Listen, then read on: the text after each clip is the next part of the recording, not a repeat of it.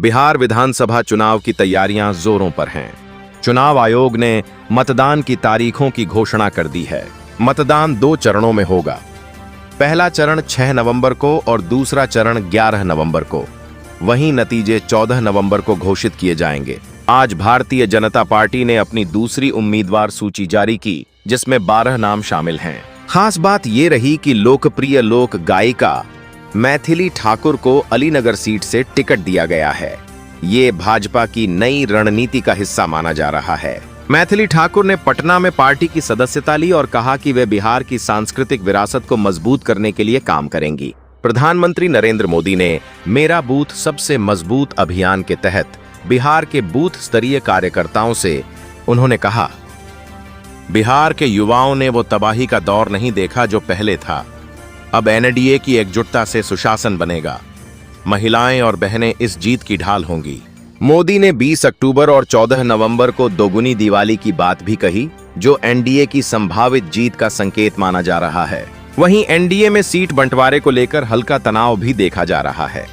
भाजपा और जेडीयू को 101 सीटें मिली हैं, जबकि चिराग पासवान की एलजेपी-आरवी को 29 सीटें दी गई हैं। जेडीयू ने अपनी पहली सूची में 57 उम्मीदवारों के नाम घोषित किए, लेकिन कुछ नेताओं ने टिकट कटने पर नाराजगी जताई। जेडीयू नेता गोपाल मंडल ने कहा, मुझे नहीं पता टिकट कैसे कट गया। महागठबंधन में सीट बंटवारे की बातचीत अब तक अधूरी है। कांग्रेस को 61 से 63 सीटें मिलने की चर्चा है, लेकिन आरजेडी और कांग्रेस के बीच बातचीत जारी है। तेजस्वी यादव ने राघोपुर से नामांकन दाखिल किया, जबकि लालू प्रसाद यादव ने कई टिकटों का वितरण किया। इधर प्रशांत किशोर की जन सुराज पार्टी ने 65 उम्मीदवारों की दूसरी सूची जारी की, लेकिन पीके खुद चुनाव नहीं लड़ेंगे। उन्होंने कहा, अभी हमारा फोकस पार्टी को मजबूत करना है। ट्विटर पर कांग्रेस कार्यकर्ताओं ने पटना एयरपोर्ट पर टिकट वितरण के खिलाफ प्रदर्शन किया और पैसों के बदले टिकट बेचने के आरोप लगाए। आरएलजेपी ने एआईएमआईएम से गठबंधन की अफवाहों को सिरे से खारिज कर दिया।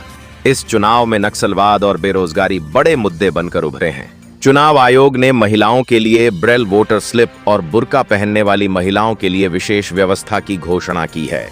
कुल 243 सीटों पर एनडीए बनाम महागठबंधन की सीधी टक्कर है।